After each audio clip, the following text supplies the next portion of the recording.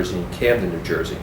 Today I'm interviewing Mr. Robert W. Walters, who served aboard the battleship from 1955 to 1957, and he worked in the navigation division. Thank you, Mr. Walters, for talking with us today.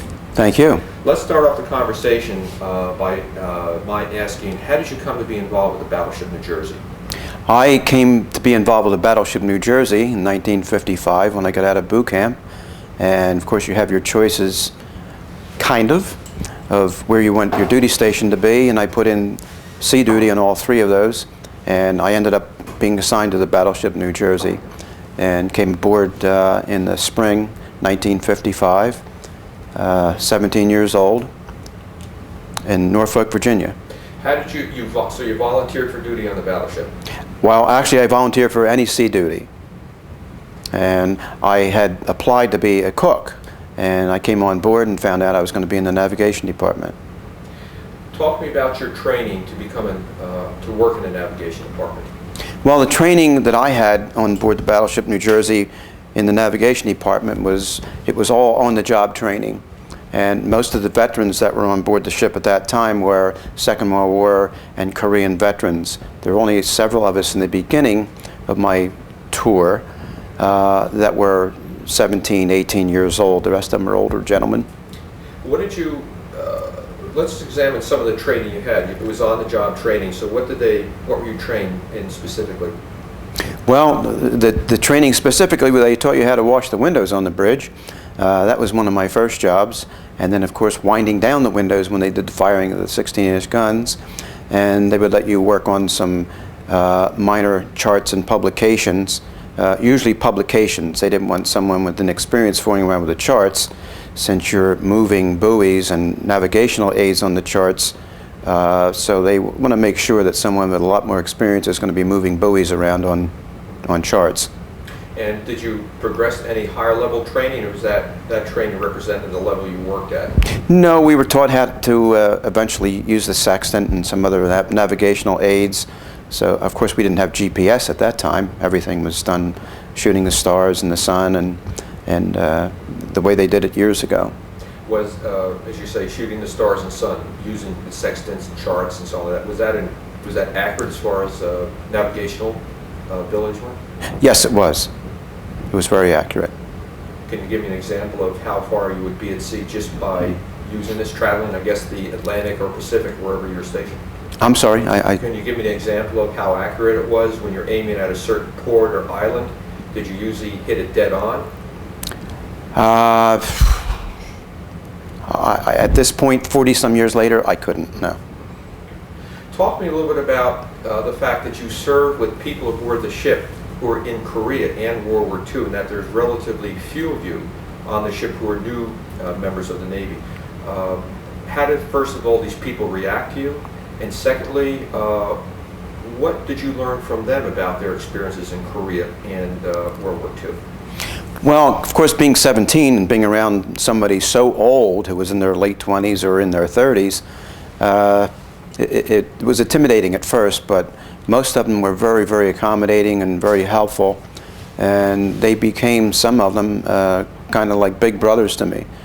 One gentleman I still see on occasion and talk to him on the phone. He was a Korean-era veteran. Maybe 4 or 5 years older than me, but at that time he seemed so much older than me. And they were more like mentors to me. I needed a lot of discipline at that time, and of course they kind of put me in the right direction. How did they put you in the right direction? How did they mentor you? What were some things they specifically did? Well, you know, I was a high school dropout, and I liked high school, certain classes. Of course, there's certain ones you don't like, but I didn't see the need for high school for me. It just didn't help me at all. At Crespo and DM1, report to the quarterdeck. At Crespo and DM1, report to the quarterdeck. So I needed discipline to point me in the right direction, and they kind of guided me like an older brother would. Did they ever relate any of their experiences aboard the ship during Korea and World War II to you? Oh yes, and then we even had a chief that went all the way back in the 30s, and his gunboat duty on the Yangtze River, and listening to some of the stories about the shipboard activities at that time was kind of exhilarating. I did a lot of reading when I was younger about China, and it just kind of put me there in that era. Pearl Buck? No, it wasn't Pearl Buck. It was, I don't remember, it was Sun Yat-sen and the Adventures of China. That was one of the books, and I don't remember who wrote the book, but it was... Sun Yat-sen was first leader of China, Yes. Early 1900s. What did this old-timer from China relate to you about his experiences in China?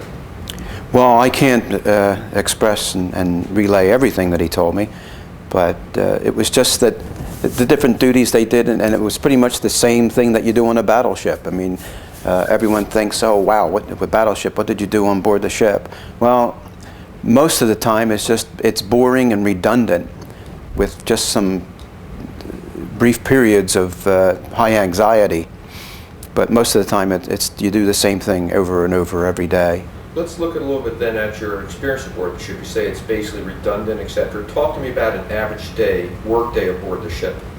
Well, an average work day on board the ship, and of course I can only relay navigation. Of course you get up in the morning like everyone else on the ship at Reveille, which would be 6:30 in the morning. Go have breakfast. Go to your duty station, in my case, which would be up on the bridge and working on publications.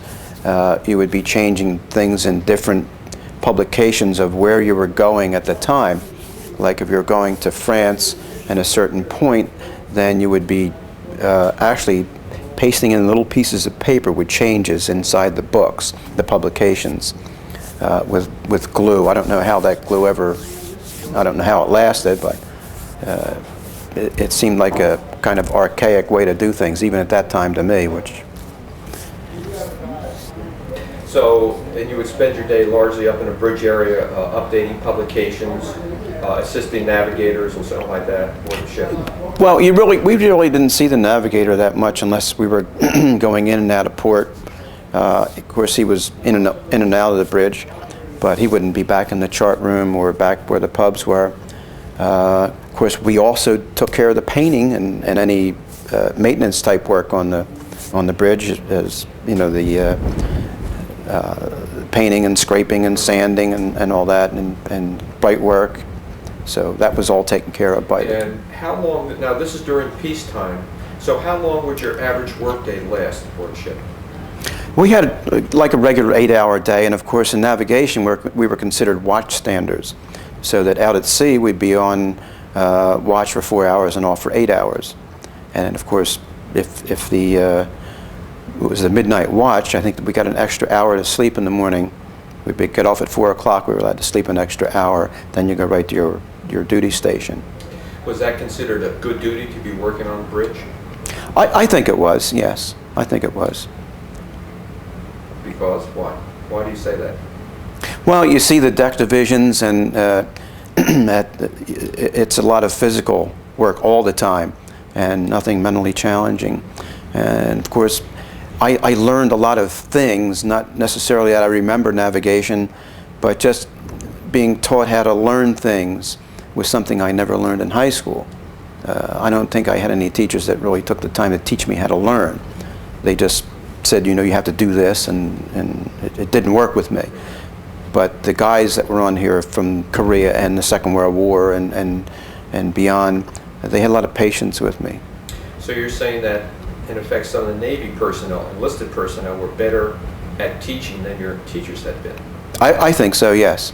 Of course, they didn't... VM1 call quarterdeck 7203, VM1 7203.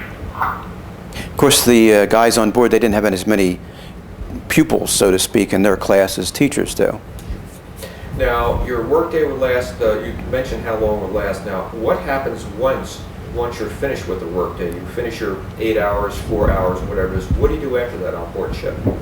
Most of the time you hang around your own compartment, and you do letter writing or just sit around and play cards or talk or anything that... would there be any altercations aboard ship, since people had cooped up on the ship for maybe months at a time? Did men handle it well as far as living conditions go? I can only speak for the navigation department and a couple other divisions that were kind of close to us, and I never really saw too many altercations. But of course, you always hear about some of the ones, other parts of the ship. There's got to be at least one or two a day when you're talking about having around 2,000 people on the ship. There's got to be some run-ins every once in a while. Talk to us a little bit about the places where the ship served, the Atlantic, Pacific, ports you visited, so on like that. When I was on board, the ship was it was out of Norfolk, Virginia. That was our home port. So we were in the Atlantic most of the time. We would get down to the Caribbean, up into the North Atlantic, the Mediterranean several times. We went to Cannes and Nice and Gafwan and Barcelona and Valencia, and of course when you go to those ports you could take like small 3 or 4 day more or less mini vacations to another city like Madrid, or when we were in Trieste, Italy, we had 3 days where we had the option to go to several different other cities. One of those was Venice, where I went for 3 days. And how did these experiences affect the young man?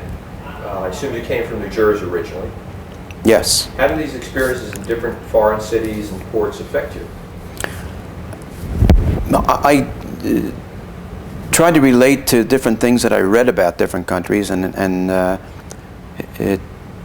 you get there and it's like, I guess they say that the Americans are kind of arrogant, and I guess we are a little bit. When we would ask people how much is that in real money in their country, and you don't really realize what you're saying when you're 17, 18, 19 years old. But I enjoyed seeing some of the other cultures, and I didn't try much of the different foods that I wasn't familiar with. I was never very adventurous in tasting other foods. While you're serving aboard ship, talk to me a little bit about the food aboard ship. What was it like, the quality of it, the variety of it? I thought the food on board ship was great. Of course, I never had a steak until I joined the Navy, and that was my first experience with the steak. Came from a large family, and we didn't have a whole lot of things that were available to some other people. But on board the ship, I thought the variety and the food was terrific. Let's talk a little bit about the relationship with officers aboard the ship.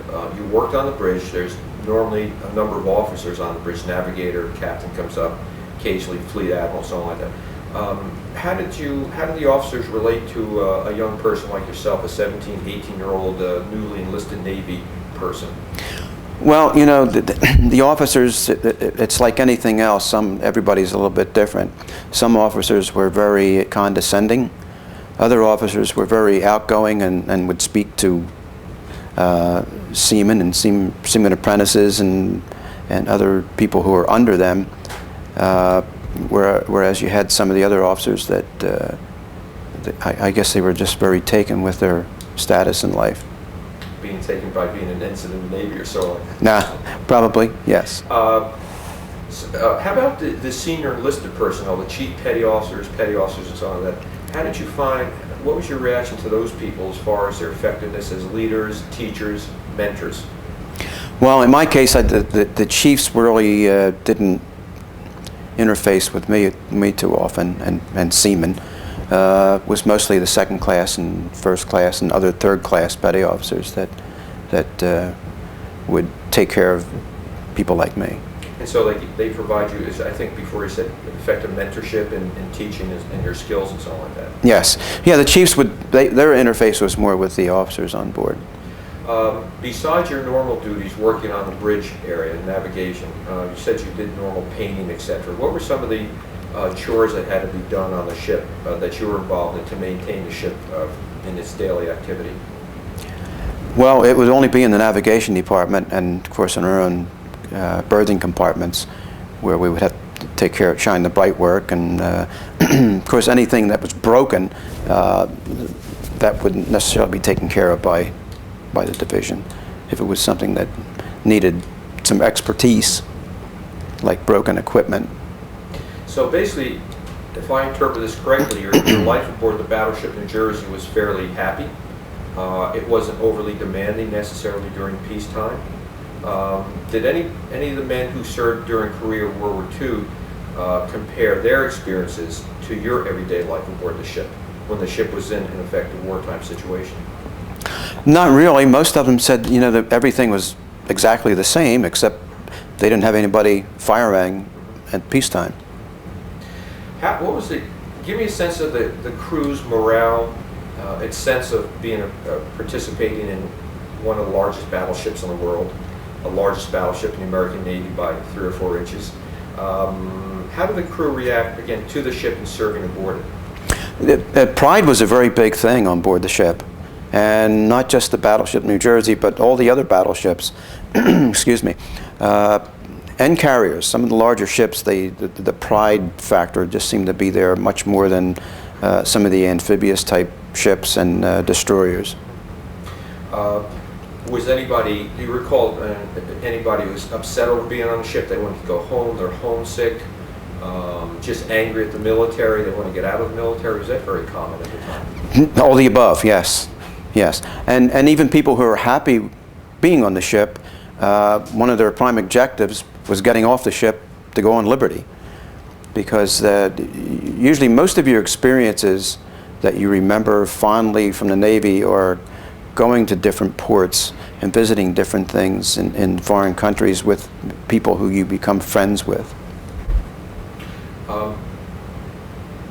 Once you're on the ship for 2 years, and then you leave, what happens to you after you leave the ship? Do you remain in the Navy, or were you discharged at that point? When I was on board the ship, I was ready to ship over for another 4 years.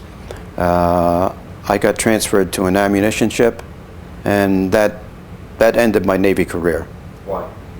Just the difference, it just didn't seem like I was in the Navy anymore when I got off the battleship and went on an ammunition ship. And aboard the ammunition ship, what was the name of the ship, and what were your duties aboard the ship? It was the Great Sitkin AE-17. I was in navigation there also. I just completely lost interest in the Navy, and it was a horrible, horrible 6 or 7 months that I spent on there. And that was because it was just a supply support ship versus a ship of the line? Yeah, and the discipline and the attitude were just, 180 degrees. So do you think that was typical in the Navy at the time, people who were aboard combat ships versus support ships, different attitudes, different morale levels and so on like that? Did you find that common? I think I did. You know, people who came from a larger ship and went to something like a destroyer or a ammunition ship. Of course, it's all personal choice too. Some people they don't like the discipline.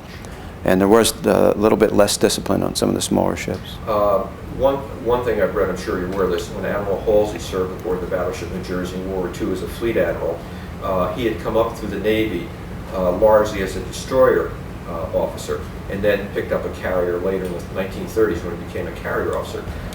In the Navy at your time, was there any difference in opinion on serving on a destroyer, carrier, cruiser, battleship?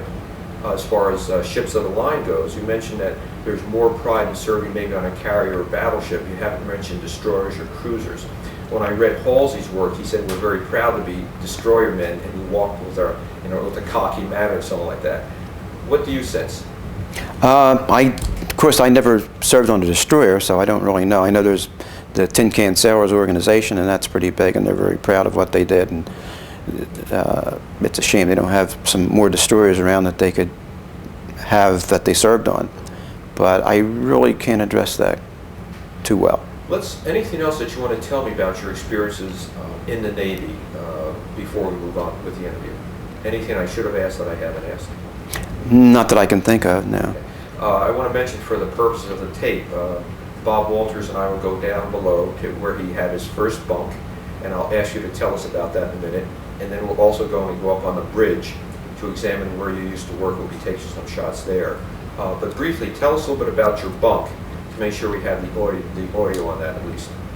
Okay, yeah, my bunk was assigned to me when I first came on board, and it was right near a doorway, and it was a lower bunk, and it was right around the corner from the post office, so that when people were standing in line for the post office, they'd be standing right by my bunk. And of course, if the smoking lamp was lighted, they'd be smoking and tapping their ashes, and of course they'd come floating down on my bunk. And people stand, naturally, you don't stand with both feet on the deck if you have something to put your foot on. And of course, to put your foot on was my bunk, and sometimes I was in it. And how did you react when you were in it and somebody put their foot on your bunk at 2 or 3 o'clock in the morning when you're sleeping? Well, it wouldn't be 2 or 3 o'clock in the morning if someone's standing when you go to the post office, but before you said anything, you would look and see who it was first. Usually I was intimidated.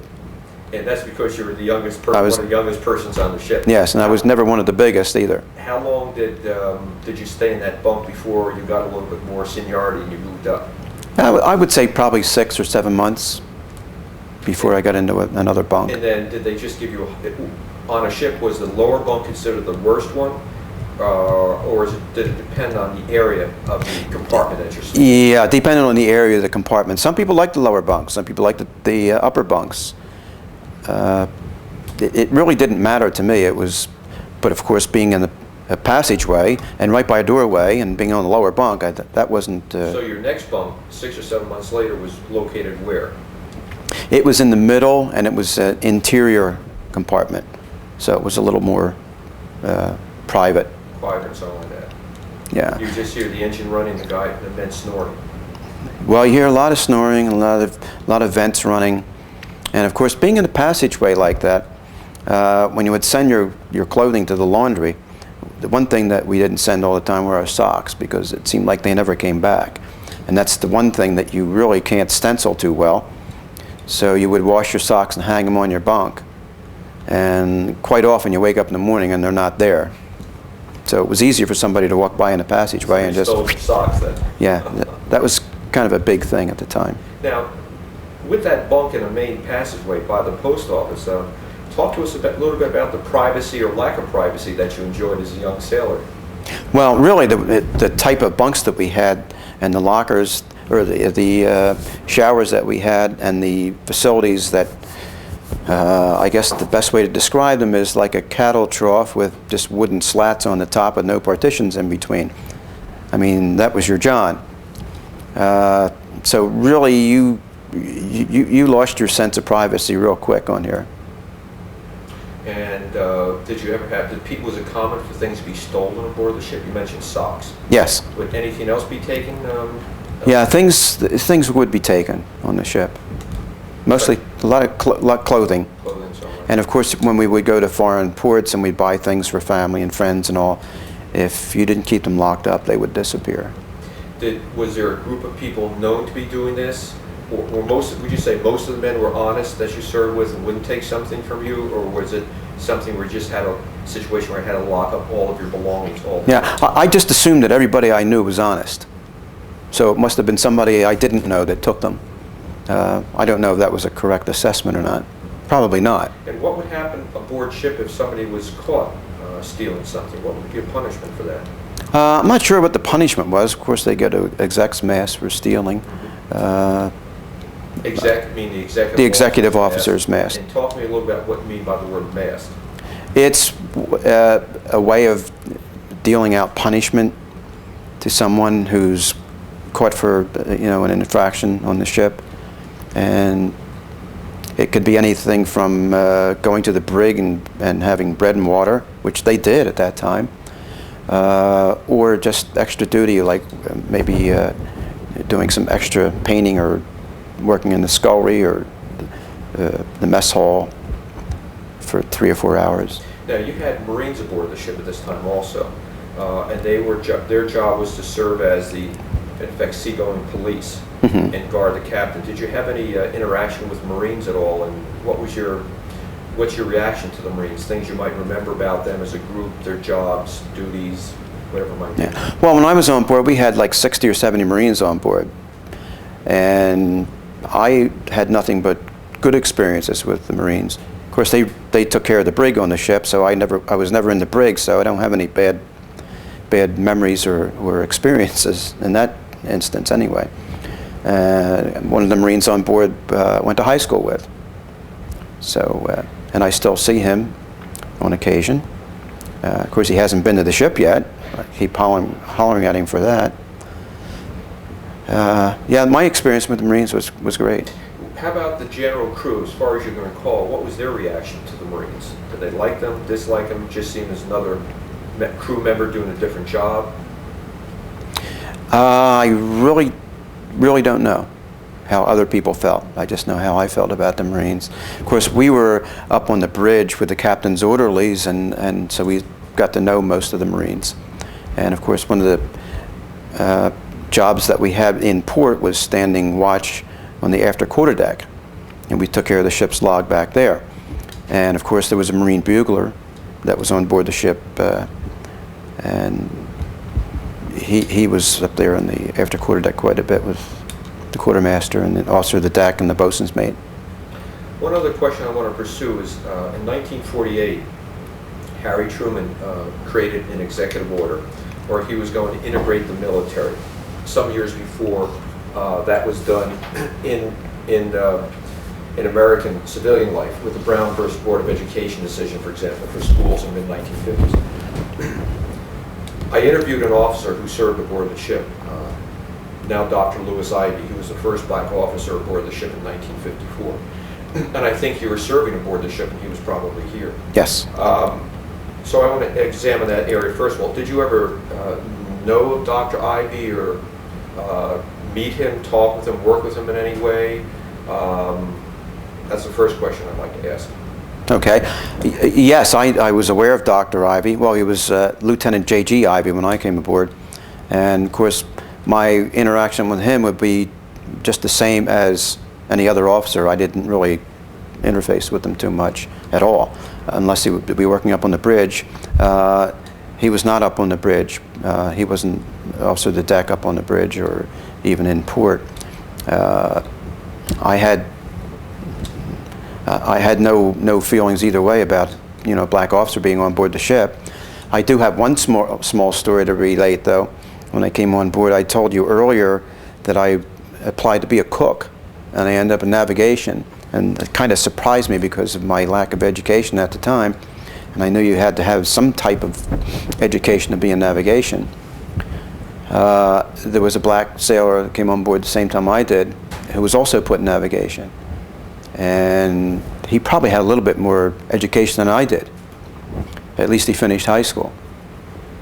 A couple days later, after we were both put in navigation, all of a sudden he was out and put on the deck force, which kind of, I didn't know why that happened, but I have a better perspective now than I did then. So in the navigation department, were there any African American No. blacks? None. No. They were largely at this point in the deck force. In the deck force and supply, commissary, yeah. What was generally, as the Navy is starting to be integrated, what was generally the relationship between the whites and blacks aboard the ship? Was it good? Did they simply avoid each other? Did some people get to be friends? Was there hostility? What do you recall from that? A little bit of both, or all, yeah. Of course, I grew up in an integrated neighborhood, so I had no problem with blacks or anybody else. I could never understand when down south when I would get on a bus. Of course, when we would get on buses when we were kids, the first thing we would do would be go to the bus, because the further away from the bus driver, which is an authority figure at that time, the better for us. So that when we would get on buses down south and we would go to the back of the bus, people would kind of just, you know, look at us. Like, what are you doing back here? Excuse me. So at this point, most of the African Americans served on the deck force, in supply. Were they still the stewards for the ship's officers, do you recall? I'm sorry? Were they still serving as stewards for the ship's officers at this point? I think somewhere, but most of that type of personnel were Filipino. Filipino.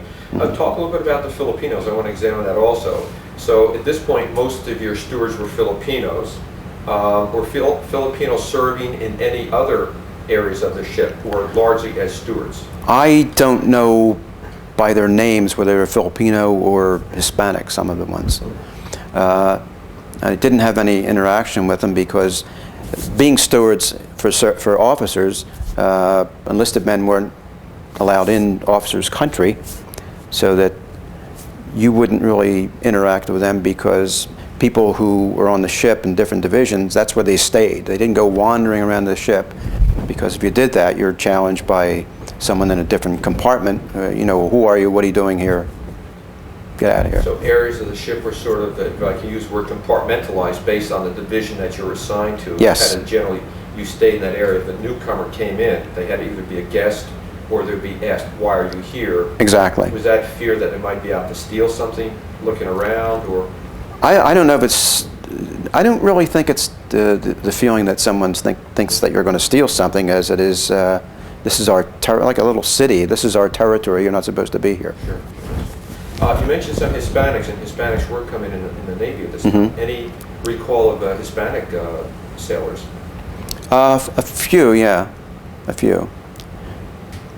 But the neighborhood I grew up in, it was, you know, we were close with the blacks and the Germans and Irish, and that we didn't have any Hispanics. So I really wasn't familiar with Hispanics when I was 17.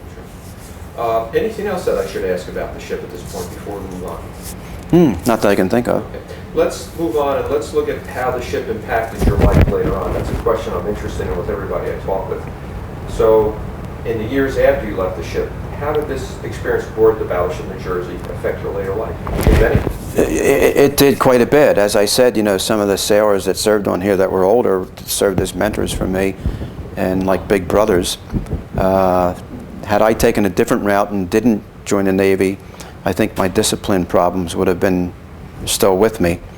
Of course, when you're 17, you think you're the toughest guy on the block, but when I got on here, I found out I wasn't the toughest guy, and I wasn't as tall as I thought I was. Later in life, being kind of nudged toward getting more education, I did finish high school, and I did go to college and got a degree, and with the help of my wife. So that, yeah, I would say, had I not joined the Navy, I think I would have taken a different path, and it wouldn't have been as good. So you're saying the Navy, in fact, helped straighten you out? Yes. You grow up a bit? Yes, it did. And what ultimately did you, where did you go to college? What did you study? I went to the University of Massachusetts, and I have a degree in arboriculture, which was kind of a combination of plant pathology and entomology in relationship to trees and shrubs that are used in landscaping. And did you use that later in your life? I did that for many years. Many years. Yes. Now, it turns out that Mr. Bob Walters works aboard the battleship New Jersey. So we're going to move on to the second phase of the interview, talking a little bit about your work as, I think it is correctly termed, the assistant curator. That's the correct title? No, I'm the manager of artifacts and collections. Manager of artifacts Yes. and collections. And I work for the curator. For the curator, in the curator's office. In the curator's office. Talk to us how you got involved with the battleship once again after many years, and then how we phase into your current position. Okay, I got involved. I got a phone call from someone who said, I heard that you served on board the battleship New Jersey, and I said, that's correct. And she said, would you help us out? She said, and that would have been Ann from Senator Matheson's offices. So I went to... Excuse me, who is Senator Matheson? Senator Matheson is one of the board members of the battleship New Jersey, the Homeport Alliance, that was working at the time. There was Senator Matheson and Freeholder Jones at the time, Pat Jones. And excuse me, that's State Senator Matheson. That's State Senator Matheson, who is now resigning that to be heading the Delaware River Port Authority.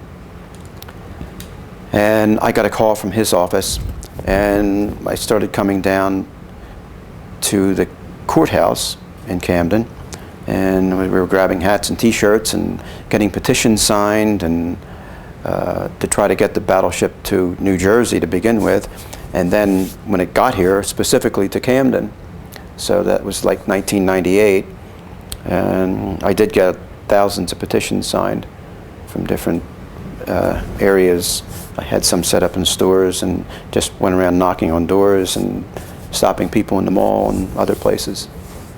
And then from there, the ship comes back, and how do you continue your involvement with the ship? The ship came back, and then I came aboard as one of the first volunteers working on the ship, and then I was taking care of the volunteers on the ship and giving them different duties, assigning them duties to do different painting and papering and sanding and whatever on the ship. And then later I got hired as an outside contractor to work specifically doing the same thing. And then I was hired full-time as working on the ship, working for the curator's office when they hired the curator. And talk to us a little bit about how long have you been at that position, and talk to us a little bit about the duties involved in that position. It's been about a little over 2 years with the curator's office, and it's just a great job. I mean, it's something that you can only dream about. I mean, I get to see all the items that are donated by the hundreds of people, including things in this library. These are all donated books. First World War uniforms, things from the first battleship New Jersey, the BB-16. Talking on the phone and emails with different people who served on the ship. Donations from them that they've had for years that make me kind of sick. The things I just kind of let go and threw away or gave away that I wish I had now. You mentioned you got some artifacts from the original battleship New Jersey, BB-16. What are some interesting items that you picked up? Well, we have some buttons from a crew member's pea coat. We have a hat, a flat black, blue. Wow. Now relieve the watch. On deck, section 3.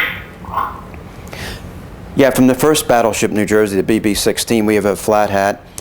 We have a ribbon that has USS New Jersey on it that goes around the hat, and we have some peacoat buttons and postcards that were mailed from the ship in Cuba and other parts of the world. And so would I be accurate in saying that a daily activity of yours would be arriving in the morning and looking at new accessions that are arriving on the ship, examining those, and then what do you do? You accept everything, do I believe? Is that correct? Well, we were accepting pretty much everything, but we're going to be a lot more selective now because we're getting a lot of items that are A, redundant, and we really don't need that much redundancy, or B, we really can't fit them in with the battleship. We're getting too many things like that now. So once you get an item, talk to me about how you, in effect, enter it into the ship's curatorial system. Okay, well, it depends on what type of item it is. If it's a book, of course, in books and paper goods, we put a number 2 pencil and a session number. And the session number is nothing more than an item number that we identify that can go directly back to the donor. We use 2003 for the year, and then .001, which would be the first donor of that year, and then .0001, which would be the first item. If it's 10 items, it will go up to 0010. And then once it's given an accession number, what happens to the item after that? The item, depending on what the item is. If it's a book, it ends up in our library. If it's photographs, we are putting them in the photograph albums. We're working toward getting Second World War, Korean era, Vietnam era, and the 80s in separate photo catalogs. Right now they're kind of just jumbled up a little bit by a session number. But we are going to start separating and having in the eras that they should be in. Approximately how many books now do you have in the library? Do you expect to get any more soon? We have several thousand books in the library, and yes, we are expecting more all the time. A gentleman by the name of Edwin Ashley, who has 11,000 books in his collection, has already donated 359 books, and as he goes through his collection, he will be giving us more books. The Battleship Foundation has loaned us quite a few books for the library. Once an object, such as a button, a hat, is accepted, where does that go? Well, of course, we haven't received that many things from the battleship, the BB-16, the first battleship New Jersey, so those items, for the most part, are on display in the exhibit. and other items, say from World War II. I know you have one of the compartments with a lot of acid-free boxes where you store things. You showed me that one day. Talk to me a little bit about that compartment. What is in those boxes? We have everything from china to silver to flat hats, white hats, battle ribbons, some paper goods. We're trying to keep the paper goods separate from there. And we have uniforms in that same compartment. We'll be putting more and more out as we open up more exhibit areas on the ship. Right now, I would say 90-some% of the items that have been donated are in storage because we just can't put them all out. So eventually we'll be rotating different items like uniforms and photographs throughout the ship. And you mentioned that you have a computer database set up with all this equipment. Yes. Talk to us for a minute about that database. Do you know the name of the database? Yes, it's called Past Perfect Software, and that's where the accession number gets put into the. It's either an object or an archive or photograph or library, and everything has to be categorized that way. And then there's subcategories, so it gets quite involved. And we store all the information on that, and we back it up. Plus, we're backing up onto to floppies, and we're keeping those off-site. I just want to say for the record that when I was putting together the second edition of the teacher's manual for the Battleship New Jersey, Bob Walters was very helpful in finding materials for me, digging things out. Especially I spent one night here late on a Friday night till like 9 o'clock at night. I was here going through materials that you put out on the table. We greatly appreciate that. And more of that's going to appear in the third edition coming out this spring sometimes when I get time to work on that. At this point, Bob, is there anything else you want to tell us about your experiences before you're on the ship, or working here in your present duties? Well, working in my present duties and working on the ship, of course, when you serve on the ship, it's like being in a, I guess, everyone talks about high school, how they couldn't wait to get out. Well, I was the same way about the Navy after I found out that the other Navy wasn't for me, and it just kind of soured me on the whole Navy. The old axiom of youth is wasted on the young. You look back and you say, wow, there's so many other things that I really wish I had done when I was in the Navy, and specifically on the ship, and different ports that we visited, different things that that I saw 3 years ago, that when my wife and I went back to some of the same places that I served when I was 17, like Barcelona and Valencia, and some of the other parts of the Mediterranean. You just get a different look on things when you look back. Of course, looking back is always a lot easier than it is looking forward sometimes. But working on the ship, getting to see all the things that are donated, it's just overwhelming. Good. Well, thank you, Bob. Today I've been talking with Mr. Robert Walters, who served aboard the Battleship New Jersey from 1955 to 57 in the Navigation Division, and who now works aboard the ship as formal title. My formal title is the Manager of Artifacts and Collections. Manager of Artifacts and Collections. My name is Dr. Tom Bannett. I'm from Kane University with the Oral History Project for the Battleship New Jersey. And today is March 7th, the year 2003. Bob, thank you very much for talking with us. Thank you for having me. All right, we're continuing now with a shot of Bob Walters today on the right side and when he was a young man in the Navy. Yeah, I don't really think you have to describe which one is which. Yep, the one on the left is 17 years old, right out of boot camp. And the one on the right is last year in the curator's office, in between accessioning one of my collections. Good, thank you. Okay, people often say, oh, what did you do on the ship? Well, what I did on the ship was kind of boring and redundant, but what we did off the ship was, as you can see, all the different countries and liberty ports that we went to. We saw bullfights, we saw flamenco dancers, we saw everything. We went to ski lodges. It was like being on a giant cruise for 3 or 4 years. In this case, my tour of duty on the ship was 2 years, but this is what we did. Peacetime wasn't all that bad. And describe, you said that is coming from a set of, it looks like watercolors drawn by, painted by somebody? Yes, this print is part of a donation of 50-some prints. We have several, like the one I'm displaying here. Most of the prints are seascapes of different ships of the U.S. Navy, and some are just different seascapes. Well, good, thank you. Okay, this is me to your right. As you can see, I had a little more hair then. I was a little bit taller. Taken in Cuba. And if you look real closely, you can see my Lucky Strike cigarettes in my top pocket and my first half a mustache. And my buddy Ben is stooping in front of me. He passed away about 8 years ago. And my buddy Waylon standing alongside of me.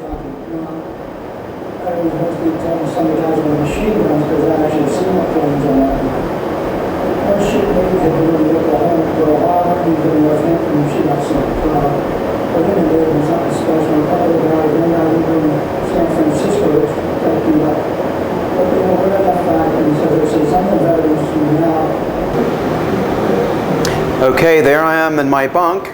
Nice little thin mattress. That's what we call the old pipe racks.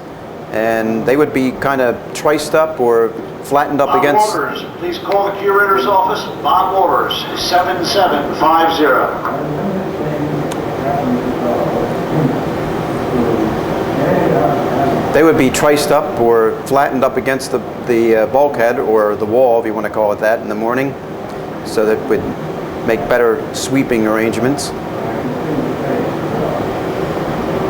And of course, you can see how they would be triced up. And here we have 3 high. Some places on the ship they were 4 and 5 high.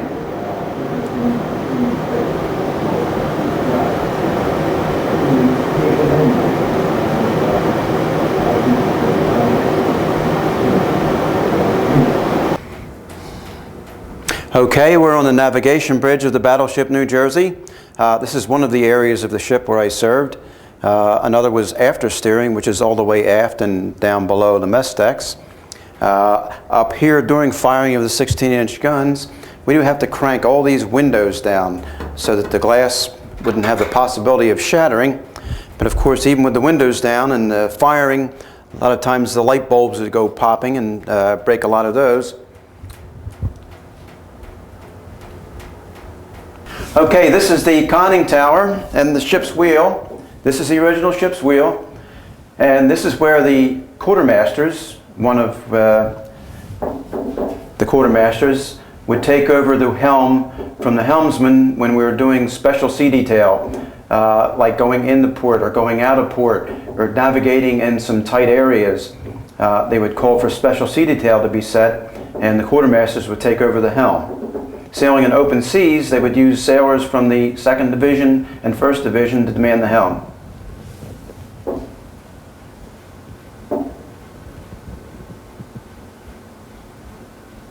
And this would be used for what situations?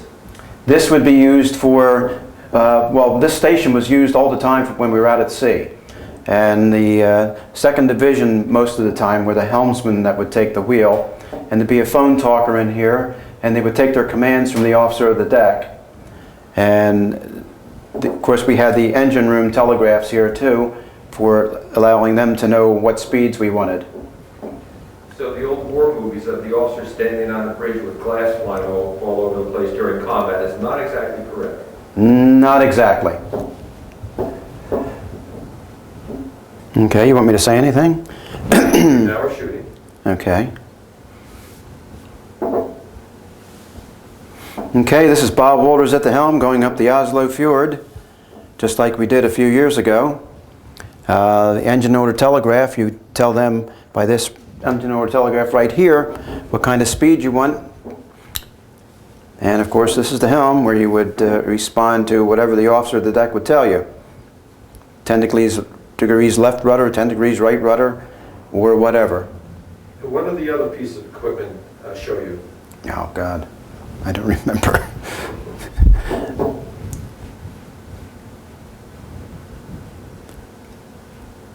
your heading and all.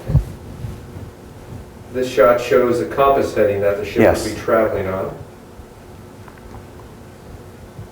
And these shots would show what?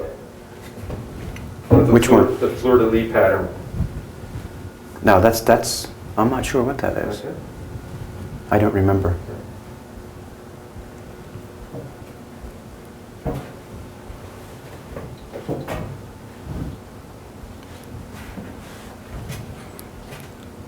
And of course, this is the engine order telegraph. That does what? Well, you turn this and then the engine room responds in kind by answering what you tell them to do, to either the port or the starboard. And then this gives the revolutions of the engines, any engine. RPMs, they would call it.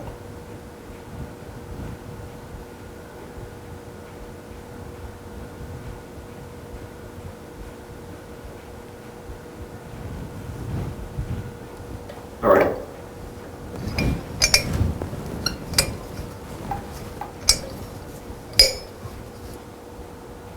What are you demonstrating there? This is just the telescope. This is where the officers could actually be in here and watch the splash of the shells. Right now I have it trained on the Ben Franklin Bridge.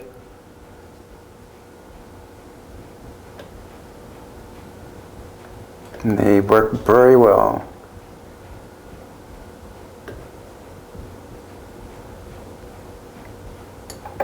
Would that be used in combat situations? I suppose it would. Did you ever work in that equipment when you were in the Navy, or is that for officers? Well, anyone can look through it, but the officers more often would use it just to watch during drills. And of course, firing, even in peacetime, you would do the same type of firing, only it wasn't an enemy, it was usually just a target.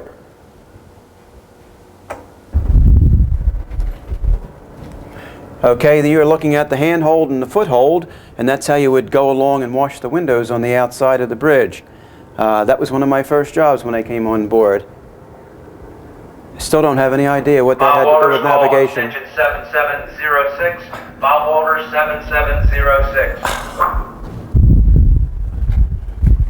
I always get popular when I'm not there. Okay, now you're looking at the handhold and the foothold that one would use for washing the windows on the bridge, which was one of my first jobs when I came on board. I'm still trying to figure out what that had to do with navigation. We would go along and there would be one person on the inside and one person on the outside washing the windows.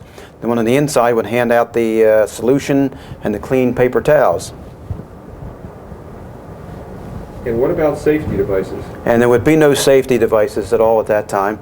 I'm sure they do now when they do things like this. Please meet Mickey at the supply locker. Louise, go to the supply locker for Mickey. And so you would stand basically on the lower rungs, hold on to the upper rung, and wash the windows. Yes. Did anybody ever fall off from that? Not that I know of. Go ahead.